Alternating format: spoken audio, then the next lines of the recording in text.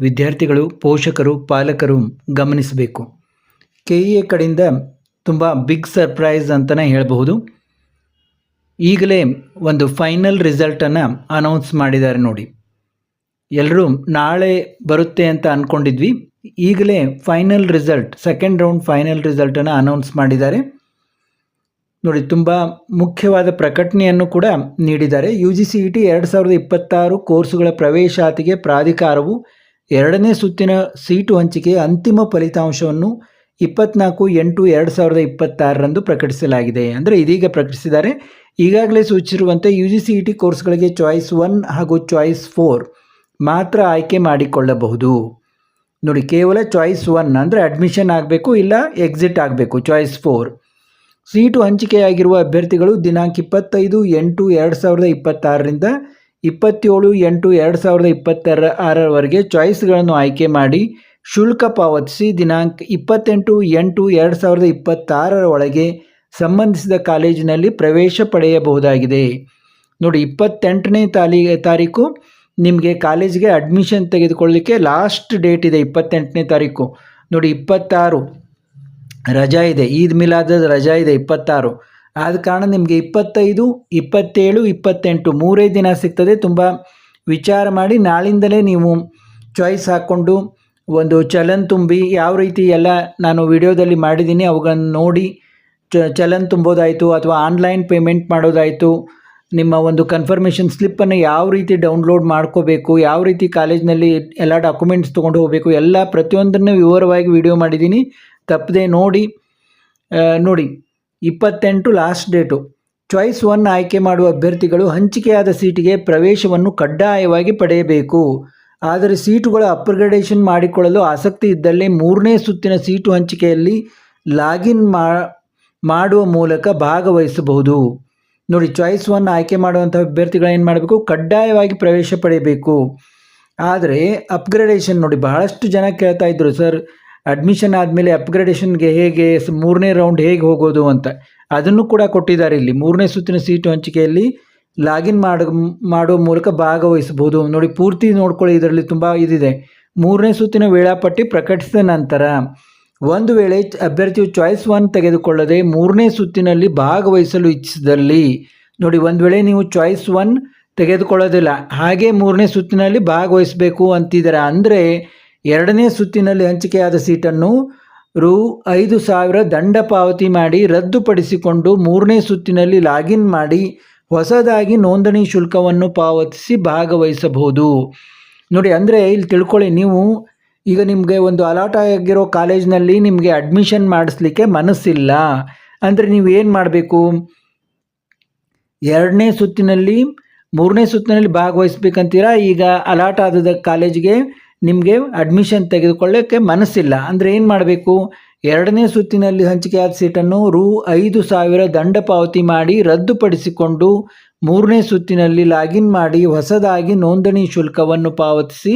ಭಾಗವಹಿಸಬಹುದು. ಅಂದರೆ ಈಗ ₹5,000 ಕೊಟ್ಟು ಸೀಟ್ ರದ್ದು ಮಾಡ್ಕೋಬೇಕು. ನಂತರ ಮತ್ತೆ ₹750 ಕೊಟ್ಟು ಅವ್ರು ಯಾವಾಗ ಓಪನ್ ಮಾಡ್ತಾರಲ್ಲ ಥರ್ಡ್ ರೌಂಡು, ಆವಾಗ ನೀವು ₹750 ಕೊಟ್ಟು ಮತ್ತೆ ಲಾಗಿನ್ ಆಗಿ ಮತ್ತೆ ಆಪ್ಷನ್ ಎಂಟ್ರಿ ಮಾಡಿ ಮತ್ತೆ ಭಾಗವಹಿಸಬೇಕು. ಇದನ್ನು ಕ್ಲಿಯರ್ ಆಯಿತು, ಗೊತ್ತಾಯಿತು ಅಂತ ತಿಳ್ಕೊತೀನಿ. ನೀವು ಚಾಯ್ಸ್ 1 ತೆಗೆದುಕೊಂಡು ಅಡ್ಮಿಷನ್ ಆಗಬೇಕು. ಅಡ್ಮಿಷನ್ ಆಗಿ ಆಮೇಲೆ 3ನೇ ಸುತ್ತಿನ ರೌಂಡ್ ಚಾಲೂ ಆದಾಗ ನೀವು ಲಾಗಿನ್ ಆಗಿ ಭಾಗವಹಿಸ್ಬೋದು, ಅಡ್ಮಿಷನ್ ಆಗಿದ್ದರೂ ಕೂಡ.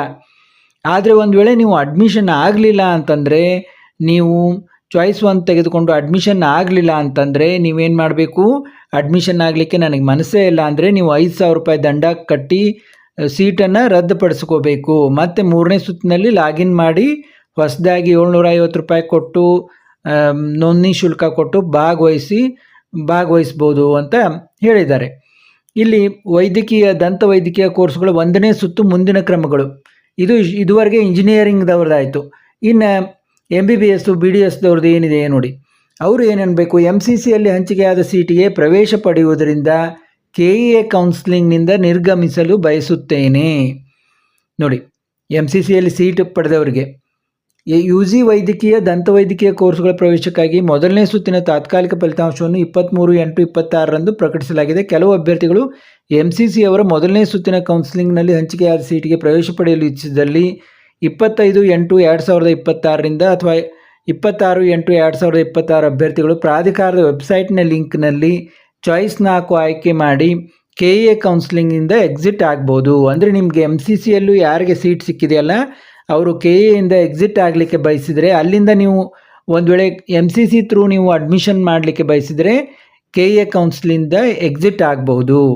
ಈ ರೀತಿ MCC ಸೀಟಿಗೆ ಪ್ರವೇಶ ಪಡೆಯುವ ಕಾರಣದಿಂದ ಮೊದಲನೇ ಸುತ್ತಿನಲ್ಲಿ ರದ್ದುಗೊಳ್ಳುವ, ಅಂದರೆ ಯಾರ್ಯಾರು MCCಗೆ ಹೋಗ್ತಿರಲ್ಲ ಆವಾಗ ಒಂದಿಷ್ಟು ಸೀಟುಗಳು ಉಳಿತಾವೆ ಇಲ್ಲಿ KAಗೆ. ಅವನ್ನೇನು ಮಾಡ್ತಾರೆ ಅಂದರೆ UG ವೈದ್ಯಕೀಯ ಸೀಟುಗಳನ್ನು ಉಪಯೋಗಿಸಿಕೊಳ್ಳಲು ಮೊದಲನೇ ಸುತ್ತಿನಲ್ಲಿ ಭಾಗವಹಿಸಿರುವ ಮೆರಿಟ್ ಅಭ್ಯರ್ಥಿಗಳಿಗೆ ದೊರಕುವಂತೆ ಅನುಕೂಲ ಮಾಡಿಕೊಡುವ ಹಿತದೃಷ್ಟಿಯಿಂದ ಇತ್ತೀಚಿನ ಮಾನ್ಯ ಉಚ್ಚ ನ್ಯಾಯಾಲಯಗಳ ಆದೇಶದಲ್ಲಿ ಉಲ್ಲೇಖಿಸಿರುವಂತೆ ಮೊದಲನೇ ಸುತ್ತಿಗೆ ಈಗಾಗಲೇ ದಾಖಲಿಸಿರುವ ಆಪ್ಷನ್ಗಳ ಆಧಾರದ ಮೇಲೆ ಬದಲಾವಣೆಗೆ ಅವಕಾಶ ನೀಡದೆ ರದ್ದುಗೊಳ್ಳುವ UG ವೈದ್ಯಕೀಯ ಸೀಟುಗಳನ್ನು ಪರಿಗಣಿಸಿ ಮತ್ತೊಮ್ಮೆ ಮೊದಲನೇ ಸುತ್ತಿನ ವೈದ್ಯಕೀಯ ದಂತವೈದ್ಯಕೀಯ ಸೀಟು ಹಂಚಿಕೆಯನ್ನು ರೀರನ್ ಮಾಡಿ ಮೊದಲನೇ ಸುತ್ತಿನ ಅಂತಿಮ ಫಲಿತಾಂಶವನ್ನು ಪ್ರಕಟಿಸಲು ಕ್ರಮ ವಹಿಸಲಾಗುವುದು. ಅಂದರೆ ಈ MBBS ಮತ್ತು BDSದವ್ರಿಗೆ ಫೈನಲ್ ಒಂದು ರಿಸಲ್ಟನ್ನು ಈಗ ಬಿಡೋದಿಲ್ಲ. ಯಾರು MCCಯಲ್ಲಿ ಅಡ್ಮಿಷನ್ ತೊಗೋಬೇಕಂತಿದ್ದೀರಾ ಅವರು 25/26ಗೆ 25ನೇ ತಾರೀಕು ಅಥವಾ 26ನೇ ತಾರೀಕು KA ಕೌನ್ಸಿಲಿಂಗಿಂದ ಎಕ್ಸಿಟ್ ಆಗಬೇಕು. ಎಕ್ಸಿಟ್ ಆದರೆ ಇಲ್ಲಿ ನಿಮ್ಮ ಒಂದು ಕರ್ನಾಟಕದಲ್ಲಿರುವಂಥ KA ಮೂಲಕ ಯಾರು ಹೋಗ್ತಾರಲ್ಲ ಅವ್ರಿಗೆ ಅನುಕೂಲ ಆಗ್ತದೆ. ಆದ ಕಾರಣ ಮತ್ತೆ ಅವಾಗ ಏನು ಮಾಡ್ತಾರೆ, ಹೊಸದಾಗಿ ಆಪ್ಷನ್ಗಳನ್ನು ಬದಲಾವಣೆ ಮಾಡಲಿಕ್ಕೆ ಏನೂ ಅವಕಾಶ ಕೊಡೋದಿಲ್ಲ. ಇದ್ದ ಒಂದು ಏನು ನೀವು ಆಪ್ಷನ್ ಎಂಟ್ರಿ ಹಾಕಿದ್ರಲ್ಲ ಅವನ್ನೇ ರೀರನ್ ಮಾಡಿ ಇಲ್ಲಿಯೇ, ಅಂದರೆ ಸ್ವಲ್ಪ ಅಪ್ಗ್ರೇಡೇಷನ್ ಆಗ್ತದೆ ಇಲ್ಲಿಯ ವಿದ್ಯಾರ್ಥಿಗಳಿಗೆ. With candidates being considered for possible upgradation to higher order option seats subject to seat availability and applicable allotment rules. ನಂತರ ವೈದ್ಯಕೀಯ ದಂತವೈದ್ಯಕೀಯ ಕೋರ್ಸುಗಳ ಮೊದಲನೇ ಸುತ್ತಿನ ಚಾಯ್ಸ್ಗಳ ಆಯ್ಕೆ ಪೋರ್ಟಲ್ ತೆರೆಯಲಾಗುವುದು. ಅಂದರೆ ರೀರನ್ ಮಾಡಿ ಅವರಿಗೆ ಒಂದು ಫೈನಲ್ ರಿಸಲ್ಟನ್ನು ಅವ್ರಿಗೂ ಕೂಡ ಓಪನ್ ಮಾಡ್ತಾರೆ. ನೋಡಿ, ಇದುವರೆಗೆ ನಾನು ಏನು ಹೇಳಿದನಲ್ಲ ಅದನ್ನೇ ಇಲ್ಲಿ ಇಂಗ್ಲೀಷ್ನಲ್ಲೂ ಕೊಡಲಾಗಿದೆ. ಯಾರೆಲ್ಲ ಇಂಗ್ಲೀಷ್ನಲ್ಲಿ ಓದ್ಕೋಬೇಕಂತಿದ್ದೀರಾ ಅಥವಾ ನಮಗೆ ಕನ್ನಡ ಅಷ್ಟೊಂದು ಇದಾಗೋದಿಲ್ಲ ಅಂತಾರೆ ಅವರು ಕೂಡ ಇಲ್ಲಿ ಇಂಗ್ಲೀಷ್ನಲ್ಲೂ ಕೂಡ ನೋಡಬಹುದಾಗಿದೆ. ಇದು ವೆಬ್ಸೈಟ್ನಲ್ಲಿ ಲಭ್ಯವಿದೆ. ಯಾರಿಗೇನು ಒಂದು ಕನ್ಫ್ಯೂಸ್ ಇಲ್ಲ ಅಂತ ಅನ್ಕೋತೀನಿ. ನೋಡಿ, 28ನೇ ತಾರೀಕು ಇಂಜಿನಿಯರಿಂಗ್ ವಿದ್ಯಾರ್ಥಿಗಳಿಗೆ ಅಡ್ಮಿಷನ್ ಮಾಡಲಿಕ್ಕೆ ಕೊನೆ ಒಂದು ಅವಕಾಶ ಇದೆ, ಅಂದರೆ ಲಾಸ್ಟ್ ಡೇಟ್ ಇದೆ. ಅದರೊಳಗೆ ನೀವೆಲ್ಲ ನಿಮ್ಮ ಪ್ರಕ್ರಿಯೆ ಮುಗಿಸ್ಕೊಂಡು ಅಡ್ಮಿಷನ್ ಆಗಬೇಕು. ಮತ್ತು ವಿಡಿಯೋದೊಂದಿಗೆ ಮತ್ತೊಂದು ಹೊಸ ಏನಾದರೂ ಇದಿದ್ದರೆ ನಿಮಗೆ ತಿಳಿಸೋದಿದ್ದರೆ ಮತ್ತೆ ವಿಡಿಯೋ ಮಾಡ್ತೀನಿ. ವಿಡಿಯೋಗಳನ್ನು ನೋಡ್ತಾ ಇರಿ. ನಿಮಗೇನಾದರೂ ಕನ್ಫ್ಯೂಸ್ ಇದ್ದರೆ ಕಾಮೆಂಟ್ನಲ್ಲಿ ಕೇಳಿ, ನಾ ಆದಷ್ಟು ಉತ್ತರವನ್ನು ಕೊಡಲಿಕ್ಕೆ ಪ್ರಯತ್ನ ಮಾಡ್ತೀನಿ. ಮತ್ತೆ ಭೇಟಿ ಆಗೋಣ.